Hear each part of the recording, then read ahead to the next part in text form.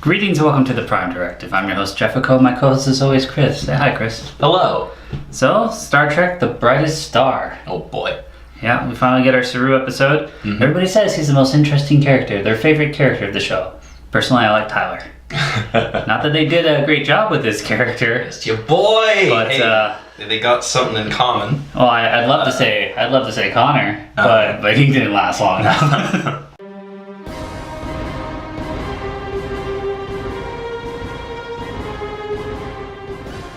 Yeah, so this is probably the one I was looking forward to the most. I know I have to say Tilly. Mud. I have to say Tilly, but the Saru, I really wanted to see the planet, and I wanted to see... Got to see so much of it. I wanted to see the Predators, I wanted to see the society, I wanted to know what the heck they were doing, and I didn't get to see the Predator, Jeff. No.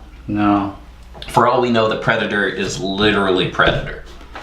Yeah, well, I mean, it didn't have the cool Predator sounds, but I actually thought the whole harvest thing and sacrificing thing was so much like Stargate Atlantis with the race. Oh, yeah, the culling. Yeah. Yeah, the culling.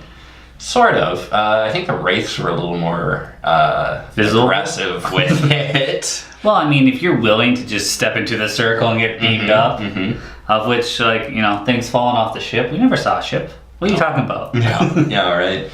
You will dispose of the afoul fragment tonight. Oh, of course, Father. As soon as my work is done. To keep it is forbidden. No, it is kind of interesting. You wonder how long, well, I guess, yeah, the entire time, because the afoul are native to the same planet, right? Their species are predator and prey. So for the entire development of this planet, they've been feeding on the Kelpiens, but at some point they started developing technologically. And now they're just sort of, organically raising them in their little farm villages, right? Well, if you looked it up and it says they're on the same planet, I'll agree with you, but there's mention of them coming from the stars. Yeah. And also Georgiou said that it was a pre-warp planet, so if the Baru were on there, then it wasn't. The Kelpiens are certainly a pre-warp culture. Yeah. But if they're sharing the planet, then it's not really I guess.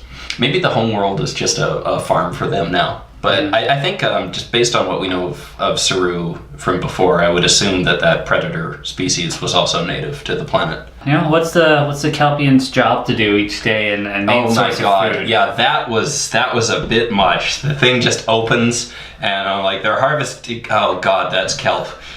I swear to God, if that's where the name comes from, I'm gonna smack someone. That's exactly where the name comes from. Oh God, what do you guys call yourselves? What's this? Is it Kelpien? Yeah. Kelpien. I bet you if we look up kelp and some of the things about harvesting it, you'll find out that Kaminar was actually part of it too. Man. They're just stealing names now, Chris. So they're harvesting stuff. For me, it was a pretty slow episode, but it's just so we eat, we go throughout our days, and then after a little while, people sacrifice themselves in the circle with the glowing thingy in it. They get beamed somewhere. Yeah.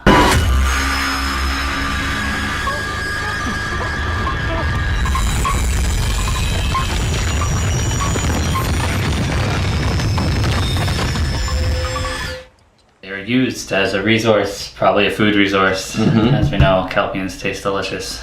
Yep. The ganglia. Yeah. You need the ganglias. You save that for your special guests. We got to see Saru's sister. Yeah, we got to see this little family there. No mom. Yeah. I guess, is it slightly implied it was her turn to get sacrificed at some point? The dad's like, as I have. Or... We can write a better story and say yes. Yeah. I wonder if the whole planet's just bald. Well, I think so. That's a Discovery thing, Yeah, so not waste money on hair. Yeah. No hair species. You actually save money because you use less makeup on the head, but yeah.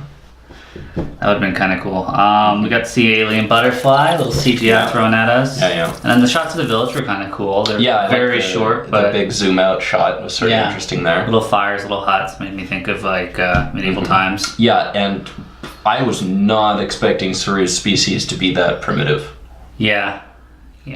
I have questions. You know, I was kind of like, the way they talk about it, how they're prey, like, they're not really being hunted at all. No, they're being farmed. It would have been cool if he was in a jungle running from something and like, this is our life. Yeah. No, they're not being hunted. They're being farmed. Yeah. For sure. They're not prey. They're livestock. Yeah. No, actually, he did say that. We are your livestock of old. I think he actually did use that line. That is Saru, isn't it? I don't know why you insist on playing this ridiculous game. I like games. Yeah, before Saru leaves, you know, he fixes the technology because he has that ability to do that. Well, I think it sort of suggested that that's just what he's been doing his whole life. You know, bits of technology fall from the sky, apparently. You know, every once in a while, and he's been taking them apart, and he's got his little notes. If they showed his little collection of things, that would have actually implied that. Otherwise, I think, again, you're just writing a better story here. No. And his dad hinting that, like, oh, it's forbidden to do that, his so dad, stop doing it. Yeah, his dad knows. No. Obviously. Nah, you are writing a better story here, I'm sorry. No, you're making this shit you up. You gotta read between the lines here. Did I tell you about Saru's twin brother that he sacrificed and switched spots with? His twin brother switches spots with him. He's like, no, Saru, you're gonna save our people one day. And no, he just fucks off. I will double this short trek and write you a half-an-hour script of a much better version of it. But yeah, I mean, I guess I can kind of buy this if Saru's like, you know, just the wonder child. Heckin' Wesley Crusher of this species. Oh, he's just the smartest guy. Because I don't think it was a communications device. He changed it into one. Built it. Also, what the hell kind of ships are these guys running where tech just falls off them regularly enough that's like, as they sometimes do. Like, how often does this happen? A couple times a year? You know, why couldn't Saru just take that device that they've got hanging there or whatever, turn that into a cannon, and then next time they come? Yeah, what's he, MacGyver? Come on. And also, like, really, wait, what on the outside of a ship is even technology like that? Like, shouldn't he just be getting a chunk of hull or something? Yeah. I don't know. It's like the Ravengers from Firefly when they're like flying and their ships are falling apart. Yeah. It's a pleasure to finally put a face to the name, Mr. Saru. An entirely new face at that. I was not certain you would come. Another thing, I was very surprised by it being Georgiou that came down. Lieutenant Georgiou, not because I wasn't necessarily expecting Michelle Yeoh, but because I was expecting this to be like 100 or so years before Discovery. Because I figured Saru needed some time to learn technology. No, because even though she's not a captain, she's capable of bringing people onto the ship that don't have any Starfleet training, and then bam, they're a part of the crew. Because she mentors them through she Wesleys everybody. She gets them. I thought that was a little weird. Don't know that we necessarily saw that relationship between him and the captain. Wasn't it kind of like in the books? Was it? Oh, I know I read the books. It was something at the start of the very first one. I don't remember exactly. Yeah, she really dragged out the word ingenuity. Yeah, that was a little the delivery lines. Ingenuity. His sister follows him on the day that he's gonna go escape. Mm-hmm. You know, he checked to see, hey Dad, what's gonna happen to me if I'm chosen? Well, you'll die, son. Yeah. Oh, okay, well, I think I'm gonna go plan B. You know what? Nah. Plan B. Not feeling that. Sister gives him a little knife to cut some flowers, you know? Mm-hmm. Or kill something, but no. Yeah, what did she think was going on? She knew. She thought something was up. Yeah, she didn't run to her dad when she saw the shuttle flying off. Yeah. Also, hey, going to warp in the atmosphere of a planet. And I went toward it. I'm pretty sure we're not even supposed to go to warp inside a solar system. Well, I think you're right. Yeah, okay. That's nitpicky. But we're Star Trek fans, and what do we do other than nitpick? I'm a pick. I'm being very kind. I don't know if you've noticed that watching Star Trek Discovery, but I am very kind to my limited nitpickings. Yeah.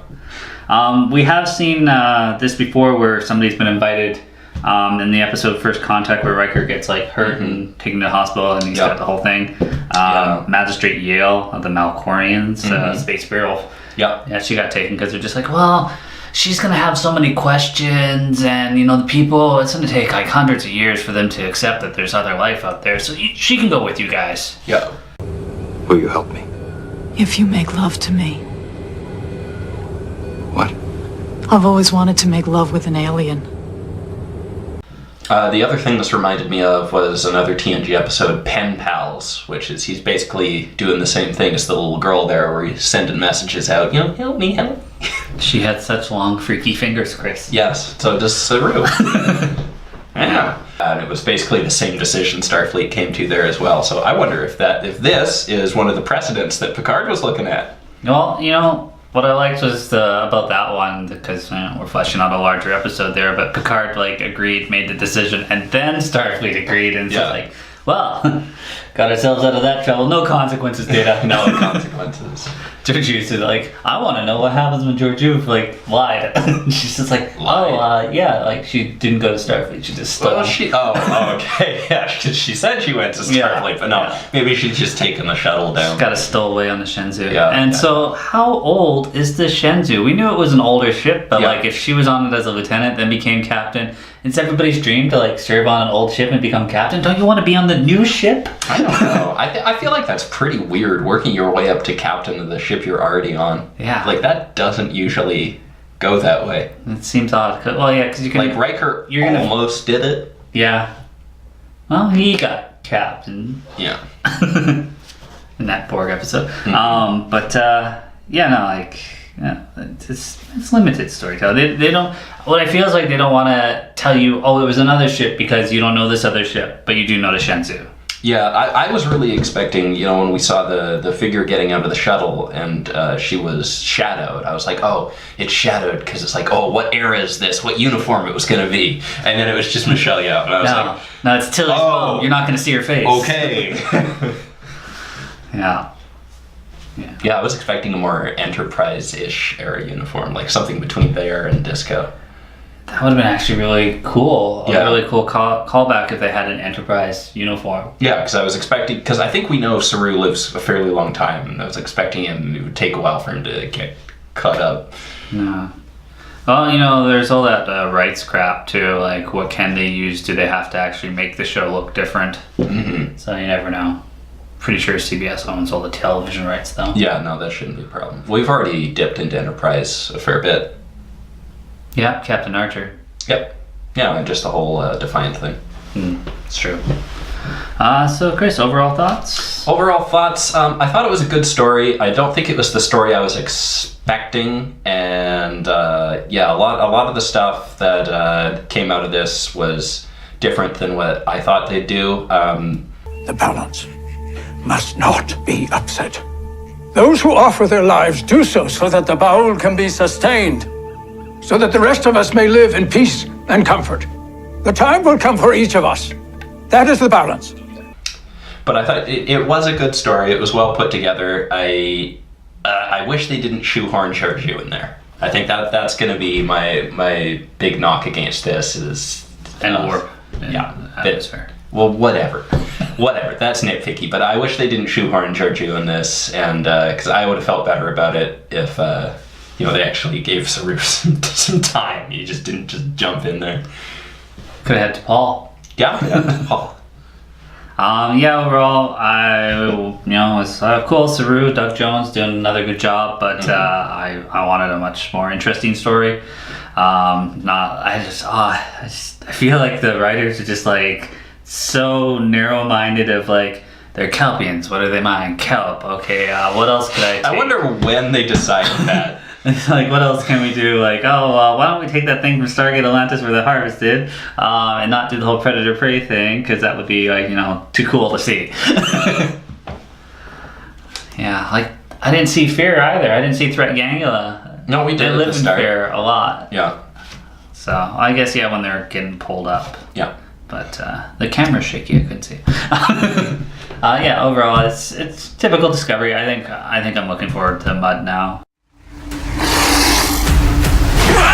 How dare you! How dare you put your hands on me, you filth!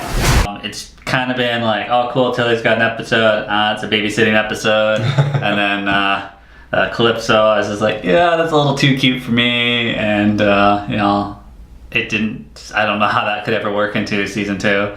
And then this one again, it's just like, oh, here's a little background information on Saru.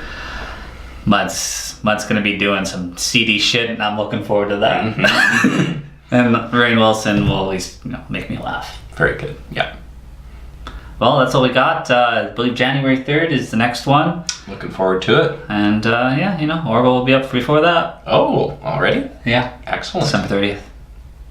Well, until next time. Thanks for watching.